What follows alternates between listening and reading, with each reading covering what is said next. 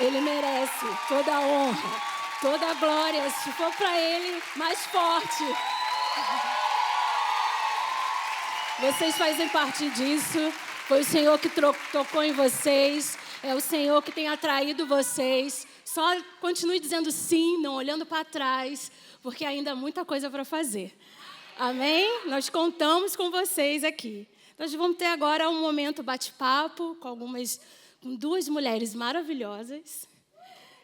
Nós estamos muito felizes. Hoje tem sido um dia, um marco para as nossas vidas, né? Ver tudo isso que o Senhor começou a fazer. E eu quero chamar a primeira pessoa.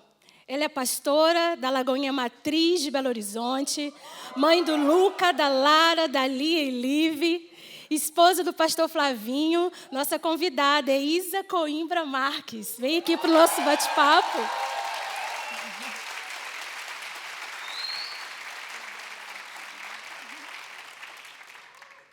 Ela é pastora da Lagoinha Sidney, é mãe da pequena Zoe, amiga da Angélica. Ela ama borboletas. Casada com Jonathan. Nossa convidada é Mariana Galo.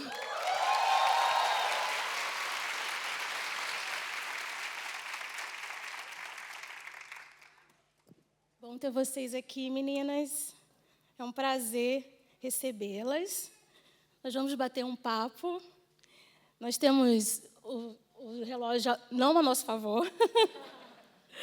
Mas eu quero começar fazendo uma perguntinha para vocês duas.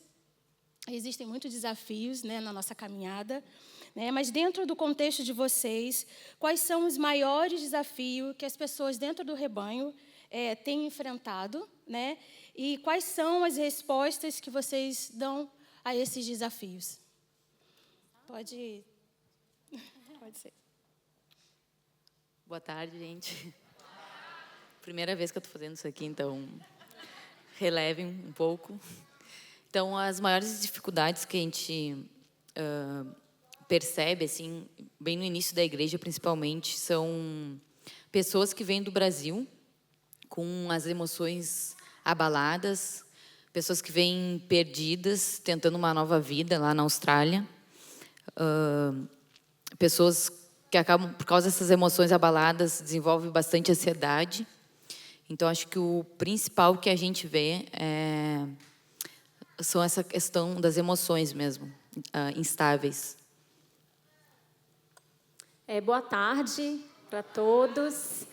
Primeiro falar que é uma alegria para nós, né? Não sei se a Mari já veio aqui, para mim é a primeira vez. E muito linda a cidade que Deus colocou vocês. E os desafios, né, as dificuldades, eles vão depender muito dos locais, né? Mas eu acredito que existem desafios de uma geração. E eu somo com essa resposta da Mari, eu acho que é um desafio dessa geração, essa dificuldade emocional, de uma estabilidade emocional, de lidar com as emoções. E, de uma forma muito grande, a gente tem lidado com conflitos imensos, em questão mesmo de problemas e também de número nas áreas da família. Acredito que não seja algo diferente daqui, porque, como eu disse, eu realmente acredito que é algo dessa geração, né? As pessoas, como elas não estão estáveis emocionalmente, elas têm essa dificuldade de lidar com elas e aí, é claro, de lidar com os outros também. Então, toda a igreja ela vai ter muitos desafios estruturais. São tantos, né, gente? A gente pode pensar aqui. E aí eu penso que a gente sempre precisa ser resposta para esses desafios. E quando a gente entende que esses desafios eles podem começar primeiro dentro da nossa casa, em você e dentro dessa questão familiar, é muito importante a gente olhar para as famílias e entender que Deus se importa com a família e o nosso olhar está bem atento mesmo, né, para como está a tua vida, mas como está a tua casa, como estão os teus filhos, como está o teu cônjuge, e se importar com isso, porque tudo que o diabo quer é destruir, né? E como é importante o papel da igreja, né, em receber, em estimular as pessoas a buscarem o Senhor, colocar Ele realmente em primeiro lugar, né? porque a gente vê essa bagunça porque ele não está sendo o centro, né? E aí chegam pessoas quebradas, destruídas, né, com expectativas em pessoas, né, e se frustram, né? Então, por isso que a igreja, né, é importante nisso, principalmente quem está fora, né, que está longe da família, né, dos amigos. Então, a igreja ela precisa abraçar, né, acolher essas pessoas, né? Amém. Tem mais uma perguntinha que eu gostaria de fazer. A nossa igreja aqui na Irlanda, ela é muito jovem, né? Vocês percebem, acho que também é a realidade de Sydney, né? Eles são muito jovens, muitos estão chegando agora e estão se descobrindo mesmo, ministerialmente falando, descobrindo seu chamado, descobrindo a vocação. E vocês duas também descobriram isso muito cedo, né? Embora ainda sejam muito jovens, vocês descobriram isso muito cedo. Então, conte como foi que vocês descobriram o chamado de vocês e também como tem sido desenvolver isso dentro da igreja, dentro, né, com os jovens da igreja de vocês.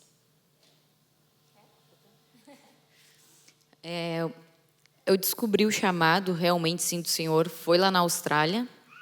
Eu tinha me convertido já no Brasil, mas na Austrália foi onde a igreja começou, onde tudo começou.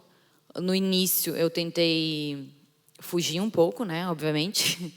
A gente tem receio, né, era tudo novo para mim. Eu não vim de uma base familiar cristã. Então, eu fui a primeira da minha família a me converter. E já quando a gente estava na Austrália, foi que o pastor Flavinho andava se comunicando já com o Jonathan. E a gente vinha orando sobre isso, né, sobre aquele local, sobre a Austrália, antes de ter igreja.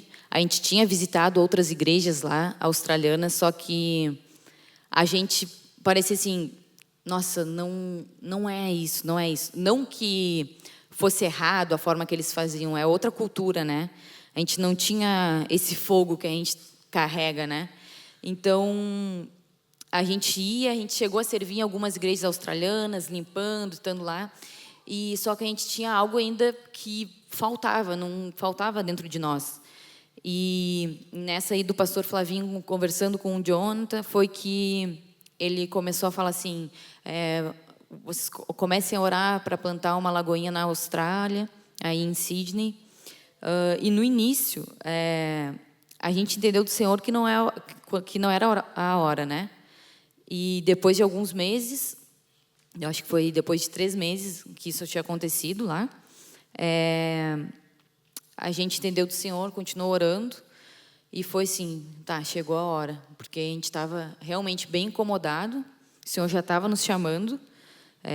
No início, obviamente, assim, eu tentei fugir, né, queria desistir de tudo, porque para mim era tudo novo, eu não sabia como, a minha preocupação, o que eu vou fazer, como é que é isso aqui? E não tinha assim ninguém lá perto caminhando pessoalmente assim com a gente, então ficava algo muito preocupante assim, né, aos nossos olhos. Mas foi que a gente assim, não dá mais. A gente precisa ser obediente à palavra do Senhor para nós. Já tinha recebido palavras sobre isso, mas faltava esse passo de fé. E foi aí que tudo começou, né? Foi com obediência, foi querendo desistir, mas foi com esse passo de fé. A gente precisava ousar em fé para que tudo isso tivesse acontecendo lá hoje. Você começou, então, se envolver já com tudo começando, né? Assim que você começou a entender seu chamado. Foi. Eu cheguei na Austrália em 2018, final de 2018, e a igreja começou em 2020 na pandemia. E eu cheguei na Austrália e falei assim, é aqui que eu vou ficar ainda por um bom tempo. Então, não sabia o que ia acontecer até, começar tudo a vir numa avalanche. E o que está a igreja hoje. Bem. Amém. A minha história é um pouco diferente, né? E aí, eu imagino que nem poucos aqui tenham filhos. Mas eu queria falar sobre a importância, né, dos que ainda vão ter, de envolver a família no ministério, envolver as crianças no ministério. Eu falo que eu fui preparada para o que eu faço hoje lá na minha infância, e eu não sabia. E talvez você pense assim, poxa, Isa, que legal essa sua história, mas eu aceitei Jesus aqui. Não se engane, porque Deus também te preparou lá na infância. Talvez você só não consiga perceber isso. Mas, então eu me converti, os meus pais se converteram, eu tinha 3 anos. Então a minha mãe sempre me envolveu em tudo. E inicialmente eu descobri o meu chamado, me envolver ministerialmente através de talento. E isso é uma forma legal de você começar a se envolver ou se descobrir dentro da igreja, através daquilo que você faz e você faz bem. Né, Isa, como eu sei o que eu faço bem? Você sabe o que você faz bem, não pelo que você acha, mas pelo feedback das pessoas, né? Então, às vezes, você acha que você é bom para o louvor, mas, às vezes, não é o que o Senhor tem para você. Às vezes, o seu lugar é outro, né? Então, é legal você ouvir o feedback das pessoas. Quando as pessoas elogiam, talvez aí já é a sua zona de graça, a sua área mesmo, né? Então, eu comecei através dos meus talentos. Então, que inicialmente foi através da parte artística, e fui exercendo ministerialmente a igreja e servindo a igreja voluntariamente através das artes. Mas, posteriormente, depois que eu me casei, que eu virei pastora, fui ordenada pastora, Deus foi migrando o meu olhar não mais somente para aquilo que eu tinha habilidade, mas aquilo que havia necessidade.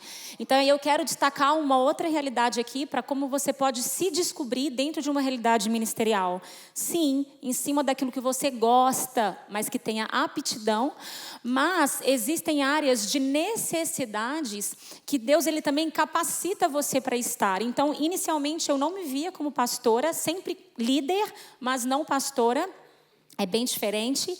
E, posteriormente, Deus foi me mostrando uma necessidade de pastoreio, de cuidado da igreja. E aí eu fui abrindo meu coração para isso. E eu percebo muito, sabe, Aline, essa caminhada ministerial assim, né? E tem sido assim comigo, de tempos para cá. Quais são as necessidades que você vê na igreja? A gente falou aqui sobre situações de problemas, situações, necessidades. Às vezes a gente olha para a igreja e a gente olha com um olhar de consumidor, né? Isso aqui está faltando, isso aqui está ruim. Mas espera aí, você é a igreja, nós somos. Então, se eu sou igreja, eu sou resposta para essas necessidades. Então, em vez da gente olhar e falar, está faltando, a gente vai olhar e vai falar, eu quero prover. Está faltando voluntário nessa área, então eu quero ser voluntário nessa área. E você pode se descobrir dessa forma também. Eu realmente acredito que nós fomos chamados, né, para suprir necessidades, necessidade do reino, necessidade do próximo, é o famoso servir. Eu, já concluindo, eu ouvi recente, até na conferência da Global, não sei quem participou, um pastor americano falando que os voluntários lá, eles são chamados de porteiros. Aí ficou todo mundo perguntando por quê, né? Porteiros. O da cantina, o do Kids, o do louvor, todos eles são porteiros. E aí ele falou que todos são porteiros porque eles entendem que a igreja, os voluntários, eles já fazem parte de uma realidade, eles já estão dentro da casa. Então, eles são aqueles que abrem as portas para que outros venham. Então, todos são porteiros, não tem distinção. Eu sou voluntário do louvor, eu sou voluntário lá da recepção. Não, eu estou lá na rua ajudando as pessoas, recepcionando. Não, eu sou um porteiro, porque eu sou um facilitador, né, para abrir portas para que as pessoas venham. Então, eu queria destacar essas duas formas, porque eu acho que uma igreja que a gente pode chamar de bebê, né, 2 anos, vocês falaram lá de Going, 6 meses, uma igreja se constrói com a participação de todos. E a gente não está falando dessa igreja se estabelecendo só num lugar, mas numa igreja que se estabelece numa cidade. Então, ele tem que ter um olhar para dentro dessa casa, entendendo as necessidades dessa casa, mas com o mesmo coração para a cidade. Qual é a necessidade dessa cidade? Como eu posso servir essa cidade? Eu exerço meu ministério dentro, mas eu também exerço ele fora. Então, todos nós servimos, né? Algo que eu queria saber de você, que você sempre esteve envolvida, né, no Diante do Trono, né, desde da sua infância. A sua visão como igreja era sempre assim, você tinha sempre uma paixão no seu coração. Como que você via a igreja, né? eu vivi o que muitos cristãos que nasceram num lar cristão vivem, que é a famosa religiosidade, né? Então, às vezes, o evangelho é apresentado para você e, num primeiro momento, você só consegue enxergar leis. Por quê? Porque fica mais fácil você, quando você é apresentado para uma realidade, você caminhar em cima das leis. Bom, é mais fácil para mim, é como se fosse mais seguro, né? Só que a religiosidade, ela não vai te apresentar Cristo. Quando eu estou com um pai, exatamente o que traz esse lugar de filiação é a espontaneidade e a liberdade. E a religiosidade, as leis, ela te coloca num lugar muito distante do que de fato o reino de Deus é, né? Então, inicialmente, eu vivia muito pela religiosidade do evangelho. E isso me travava um pouco e fazia com que eu olhasse para o mundo por uma janela e algumas coisas lá chamassem a minha atenção. O momento em que eu resolvi jogar fora essa religiosidade e falar: Deus, eu quero conhecer você de verdade. Eu quero conhecer o seu colo, eu quero conhecer a sua palavra. Isso me deu acesso a um Deus que é o que a gente está falando aqui. Eu só quero ver você, tudo perde o seu valor, tudo fica muito pequeno. E aí eu fui para esse lugar onde as coisas do mundo já não me interessavam mais, né? Então, nesse momento, eu me lancei em tudo que era proposto, porque eu sabia que quando Deus ele nos fala assim, pode ir, você confia no seu pai, você fala, poxa, pode ser perigoso, mas se o pai está falando, pula aqui nessa piscina, a gente se lança, né? E aí a gente se lança em tudo, a gente se lança numa cidade desconhecida, a gente se lança numa necessidade ministerial que você não se acha muito capaz, mas você fala, eu estou no colo do meu pai. Não tem religiosidade, não tem compensação, ou não tem eu sei ou não sei. Eu estou com ele, porque a grande verdade do evangelho é que não é a gente que faz, né? É ele que faz. A gente se coloca como um instrumento para que ele flua. Eu não sei quantos de vocês já passaram por isso. Às vezes alguém está falando alguma coisa para você e você fala assim, meu Deus, o que eu vou dizer? Gente, às vezes nem sabe o que vai dizer. De repente, parece que Deus faz um download, né? E você começa a falar e você nem sabe o que você está falando. Por quê? Porque é Ele que faz. Ele só precisa do nosso sim, da nossa disposição, né? Então, eu comecei mesmo muito baseado na religiosidade, que inicialmente talvez foi um lugar seguro para mim, mas ele não sustenta. Você precisa ir para um lugar mais profundo. E aí foi assim que depois eu fui me envolvendo mais, lá para os meus 15 anos, para frente. Que lindo, né? É muito bom conhecer o Senhor desde a infância, né? E nós estávamos falando isso ontem, né? Que a gente ora pelos nossos filhos para que eles não tenham experiências com o mundo, mas tenham logo uma experiência com Jesus, né? Para marcar a sua geração, sem precisar voltar quebrados e a gente ter que depois juntar tudo, né? Para encerrar, já está acabando, eu queria conversar mais. Eu queria que vocês deixassem um conselho para os jovens, para as pessoas daqui, sobre chamado. Então, vou falar um pouco sobre essa minha experiência e que seria um conselho, né? Da gente não se basear nas coisas do passado, que aconteceu nas nossas vidas ou nas vidas dos outros, porque isso vai nos parar. Ou achar que a gente é incapaz, que a gente não sabe falar, porque a gente vai sempre se achar incapaz. E quem realmente vai, como a Isa estava falando aqui, vai falar por nós é o Espírito Santo. Muitas vezes a gente vai travar, mas é o Espírito Santo que vai agir. Então, quando a gente está nessa vulnerabilidade com o Senhor, é ali que Ele está fazendo. Então, não se comparar, não olhar para a vida do outro, pelas coisas que talvez você viveu em outras igrejas, porque isso vai nos afastar do nosso chamado. Isso vai nos afastar do que o Senhor tem para cada um de nós. E se você está aqui hoje, tendo essa oportunidade de aprender mais, Senhor, crescer, se desenvolver, né? Se entregar, né? Realmente é experienciar Jesus todos os dias. Aproveitar essa conferência e se prostrar, se render, tudo aos pés dele. Porque nada vale, ou como eu falei, olhar para trás não vai fazer você mudar. Olhar para o problema agora não vai fazer você mudar. O que vai fazer realmente você encontrar o seu chamado é essa intimidade com o Senhor, no teu secreto, aqui na conferência, se rendendo e sem se comparar com ninguém, se você sabe falar, se você não sabe falar. É quando a gente se torna vulnerável com o Senhor, com o coração quebrantado, é ali que Ele vai estar agindo, é ali que Ele vai nos mostrar o nosso lugar, é onde Ele vai nos mostrar onde que a gente tem que ir. Então, eu acredito que é nesse sentido, né? A gente se tornar vulnerável com o Senhor, falar as nossas fraquezas e estar ali em oração, né? E se entregando cada dia mais, né? Amém? Muito bom. Essa frase da Mari é muito importante, né, Mari? Porque às vezes a gente... Não é Deus que te limita ou o diabo que te limita. É você que se limita. Então, não se limite. E em cima dessa fala de não se limitar, eu queria dizer, seja intenso. Seja intenso, sabe, gente? Se lance. A vida é uma só. O dia é um só, a oportunidade é uma só. E eu falo que tem momentos da nossa vida que a gente corre. E tem momentos da nossa vida que a gente vai ter que andar mais devagar. Porque existem estações na vida da gente. E eu não sei qual é a estação que você está vivendo, mas tenha discernimento da estação que você está e seja intencional nessa estação que você está. Não murmurando, não reclamando, mas sendo intencional, porque vai passar. Então eu falo que assim, durante toda a minha caminhada, eu sempre fui muito intensa em tudo que eu pude fazer. Eu casei com o Flavinho, eu já tinha 28 anos, ele estava com 29. E até os meus 28 anos, eu fui muito intensa enquanto eu pude. Eu não tinha filho, eu não tinha conta para pagar, eu não tinha marido, não tinha nada. Então, o que eu fiz? Eu me lançava. Meus pais falavam assim, minha filha, leva a cama para a igreja. Porque eu queria ficar lá. Fiz todas as viagens missionárias que eu podia. Me envolvi em todas as ações da igreja que eu podia. Fazia tudo que eu podia. Por quê? Porque era tempo disso. Depois que eu casei, a estação mudou. E aí eu fui intensa no novo do Senhor. Qual é o novo do Senhor? Era um relacionamento, eu como esposa, entender...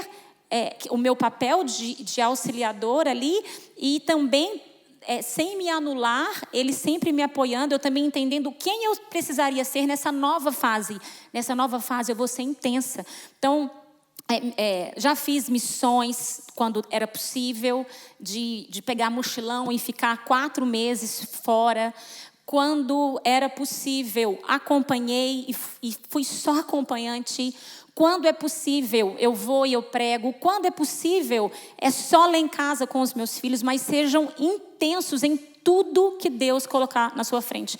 Não diga não para Deus, diga sim e viva intensamente e de forma intencional, cada minuto, cada segundo, porque de fato é um presente. Não é só a estação presente. Entenda o seu hoje como um presente de Deus e desfrute. E aí eu quero só concluir a minha fala, porque uma das coisas que o diabo tem feito é isso, é destruir o prazer na família e destruir o prazer que existe em você ser você. Então ele tem roubado a nossa identidade para que você não desfrute disso. É prazeroso servir a Deus e é prazeroso servir a Deus mais ainda sendo você numa família saudável. Então, desfrute daquilo que Deus tem te dado hoje, que no nome de Jesus o diabo não encontre esse espaço na sua vida para uma depressão, para realidades de confusão de identidade, de desânimo, de incapacidade, mas viva intensamente em Deus. Amém? Muito obrigada. Vamos orar por elas, gente? Estendem as suas mãos, vamos orar por elas. Pai, muito obrigada por esse tempo de conversa. Obrigada pela Isa, pela Mari, Senhor. Muito obrigada por serem mulheres que têm dito sim ao Senhor e que têm feito diferença, Senhor, no lugar que o Senhor as colocou, Pai. Eu te peço que o Senhor continue revestindo de sua graça, do seu poder, da sua capacitação e elas continuem a inspirar mulheres e pessoas onde elas passarem, por onde elas passarem, Senhor. Que as pessoas vejam Cristo na vida delas, que as pessoas se confundam, estão vendo a Mari ou a Isa ou estão vendo Jesus, que seja muito nítido, por onde elas passarem, elas possam deixar o bom perfume de Cristo, em nome de Jesus. Amém. Amém. Muito obrigada.